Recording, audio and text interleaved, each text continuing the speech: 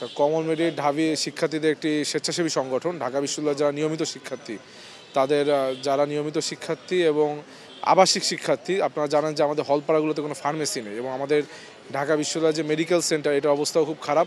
তো এই ক্ষেত্রে আমরা কমল মেডিয়েটের পক্ষ থেকে আমরা ঢাকা বিশ্ববিদ্যালয়ের যে সকল শিক্ষার্থীরা অসুস্থ বোধ করে, তারা যদি আমাদের পেজে যোগাযোগ করে, আমরা বিনা ডেলিভারি চার্জে তার হলের রুমে আমরা ওষুধটি পৌঁছে দিই এবং মেয়েদের ক্ষেত্রে হল গেট পর্যন্ত আমরা পৌঁছে দিই।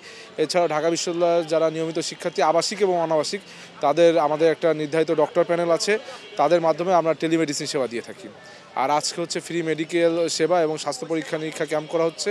এইখানে আমাদের 10টি বিষয়ের বিশেষজ্ঞ ডক্টরদের দ্বারা আমরা একটি মেডিকেল ক্যাম্প করেছি। এছাড়াও আমাদের এখানে hepatitis B virus screening, blood grouping এবং ব্লাড সুগার এই পরীক্ষাগুলো চলমান রয়েছে এবং আমাদের একটি ফ্রি মেডিকেল কর্নার রয়েছে, মেডিসিন কর্নার, যেখান থেকে আমরা ফ্রি মেডিসিন দিচ্ছি।